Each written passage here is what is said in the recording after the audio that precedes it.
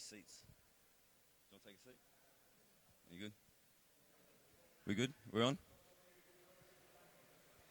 No, apparently it's on. Testing, testing. Hello, hello. Can everyone hear me at the back? You guys all good? You can hear me? Yeah? Okay, cool. All right, welcome, welcome. Thanks for coming down. Cheers for the support. My name's Archie. I'm, Phil Archi Watkins. I'm one of the co-founders from Merlin Starter, which is a Bitcoin Layer 2 launchpad on Merlin Chain.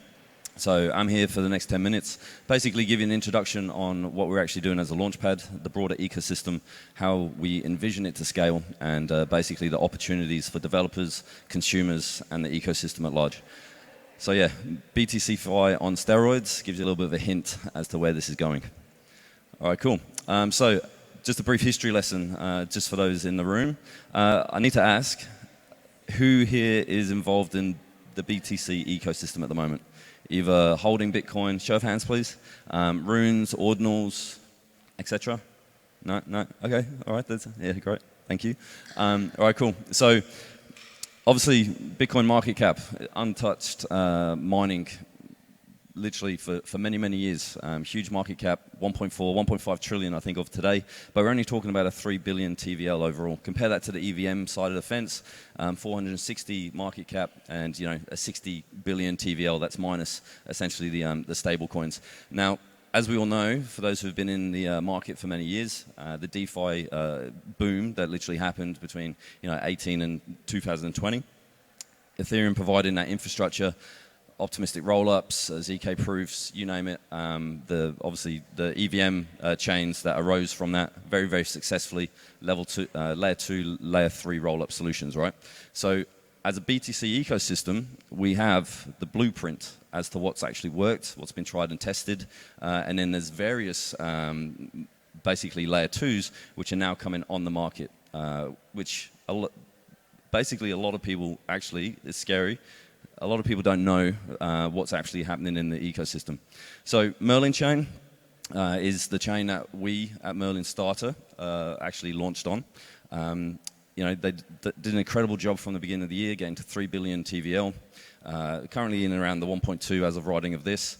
And essentially, layer 2 solutions, the applications that are being built across these chains are the opportunity, right? So you've got the underlying layer 2s, and then you've got the application. So very much the same premise across all of those layer 2s. So we have the DEXs, we have the perps, we have AMMs, we have launchpads, etc., which are starting to take place.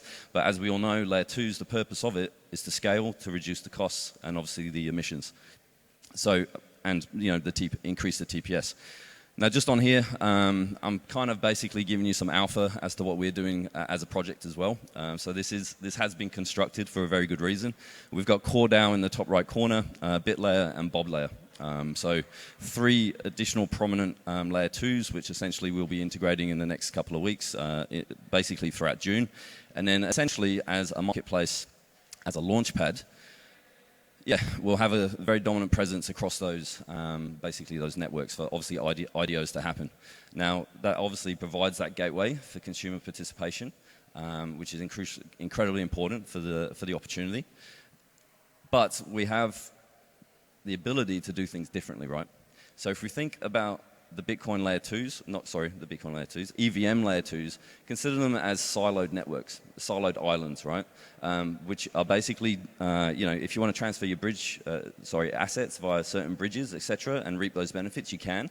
But what does that actually do for user base adoption, TVL, liquidity, etc.?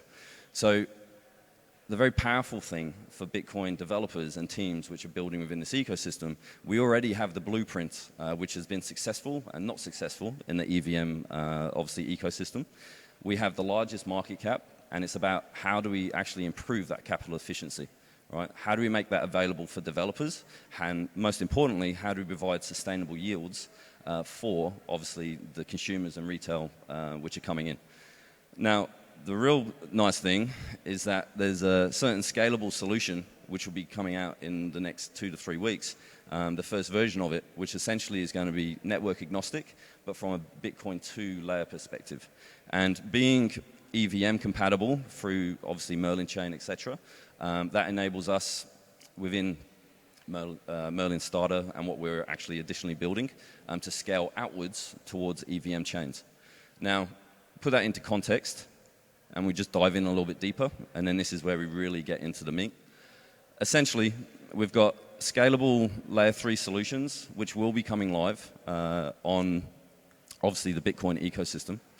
And this enables for essentially that increased TPS and lower fees, right, at those additional layers that we've seen within Ethereum. Now, we take that one step further. One of our partners, and this isn't to shield these guys, but I'm actually impressed by what they're doing. So, Particle Network, we've fully integrated their wallet systems. And for those in the room, just in case, who aren't familiar with terms like account abstraction and chain abstraction, right? So account abstraction, being able to move your profile between, obviously, dApps seamlessly. Chain abstraction, being able to pay your assets from one network whilst being active and live on another. So what this means is you could be on a DeFi solution in the Bitcoin ecosystem, and you want to make a transaction. Your assets are currently sitting on Arbitrum within that network, and through the Particle Network solution, you don't have to bridge. Essentially, it'll just, all the transactions in the background will obviously take place. So for user adoption, this obviously blows out the ecosystem, the ease of use, the transfer of assets, bridging, etc. That becomes extremely scalable. Now, from a retail level, there's obviously significant benefits to that. But from a developer perspective, when you think about scalable ecosystems, applications within gaming, DeFi, etc., the use cases are endless, right? They're actually more, well, I like to say they're open to your imagination, but think from an esports gaming perspective, if you're a gamer, you're maybe performing streaming activities, etc. You've got $100 in your wallet, but every single day, that's earning a yield. Now, that $100 might be actually on Arbitrum, but through a decentralized, obviously scalable, aggregated yield solution, which is based in Bitcoin, you're earning that yield passively, right? Those kind of solutions are coming in the next couple of months. Now, these are all solutions and options to developers, to retails, to applications, which a lot of people don't know about. So that's obviously the whole purpose of this. If you want to bridge, obviously you can go via the centralized exchanges. So, Merlin Chain has done an incredible job. Obviously, OKX getting listed on there. Merlin Starter, we listed on bybitgate.io, for example. So, the ease of withdrawal and, onto the networks, it is improving. But really the exciting thing is the application with the DeFi application within, obviously, the bridging and the seamless integration. So, essentially, we like to talk about capital efficiency from that aspect, right? We got the 1.4 billion, let's take another step, trillion, sorry. We've got a $1.4 trillion market cap and all that Bitcoin, which is currently locked up at the moment, or sitting idle, should I say. Now, it's about giving them that utility for the holders to actually earn passively, DeFi rewards, yields, etc., whilst providing additional use cases within the network itself. Now, this is where we see as builders the amount of users transitioning back to the Bitcoin ecosystem in the long run, the TVL and the market cap being spread across industries, and basically from a user adoption, having all the benefits that they should have, but without the technical complexities. So I've just been given the sign. I've got 60 seconds left to go.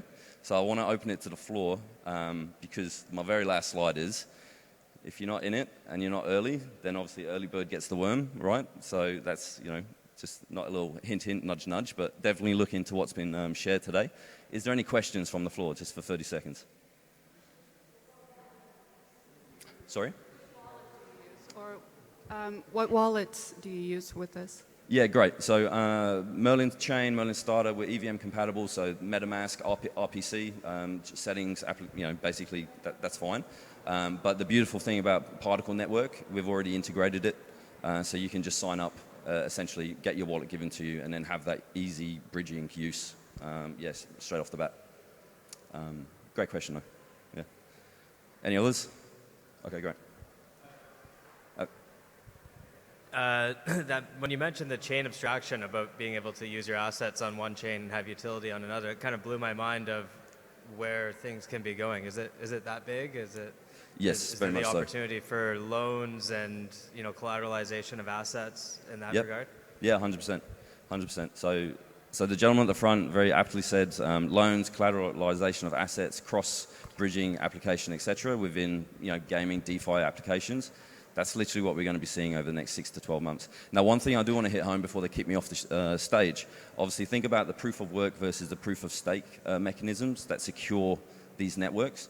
So Bitcoin, obviously, extremely secure, extremely scalable, but it requires those proof of work, validator nodes to operate all of that infrastructure, right? So at the consumer level, that's also an opportunity.